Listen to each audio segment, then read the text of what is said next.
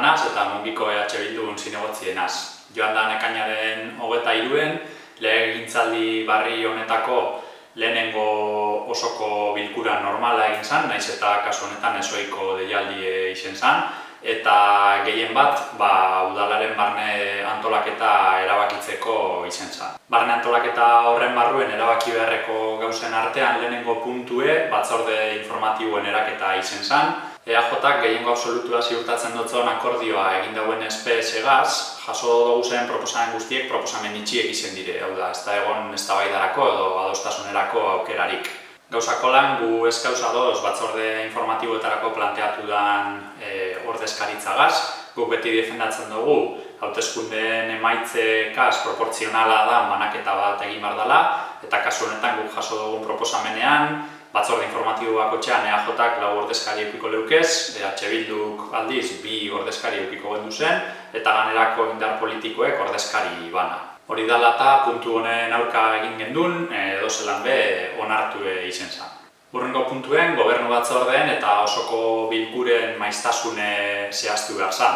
Jaso dugun proposamenean, danak bardin jarraitzen zeuen, alegie hilean behin egingo zen plenoa, hileko azken barikuen itxengo zen eta eguerdiko ordu bat erdietan.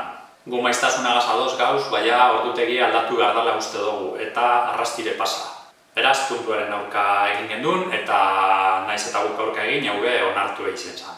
Batzordez eta osoko bilkurez gain, udalak badekoz bestelako marko batzuk eta hain zuzen be hurrengo puntu honetan tokatzen zen marko horrek eukiko daben ordezkaritza zehaztea.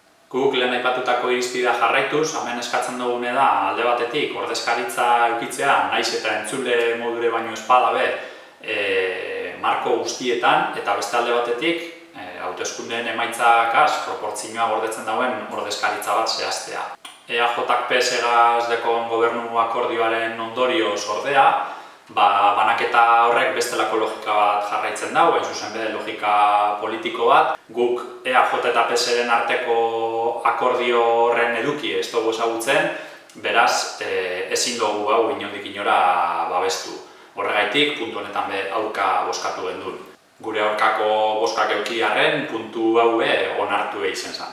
Bestalde batetik, udalbatzako kargu liberatuen ordainsariek zehaztu behar ziren. Jasotako proposamenak eudelen irizpidea jarraitzen dago eta eudelen irizpideak egiten dauena da alkateen kasureko jaso aldan kopuru maksimo bat finkatu, muga bat ezarri soldata horreri.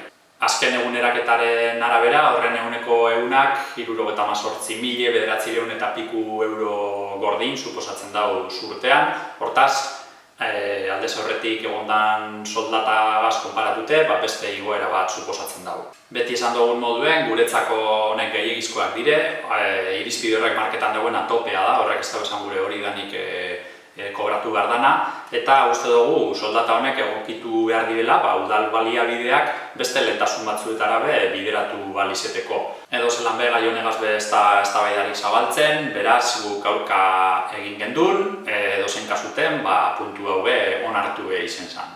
Eta kargu liberatuek jasotzen da bezen ordainsari ez gain, badauz bestelako kalte ordain eta diru ekarpen batzuk, bai talde politikok zein liberatute ezkeusen zinegotziok jasotzen duguzenak. Gure proposamena oin 4 urte egindako bardine da, hau da lehen egon ziren kopuruek mantentzea, nahikoa dalako gure jardun politikoa garatzeko legegintzaldi honetan zehar demostratu den moduen. Proposamenok ez da egon ezelango eztabaidarik, beraz aurka egin gendun eta puntu hau onartu izen zen. Eta barne antolaketako puntuekaz bukatute, 2024ko Mungiko jaiegune zehazteko beste puntu bat egon zen.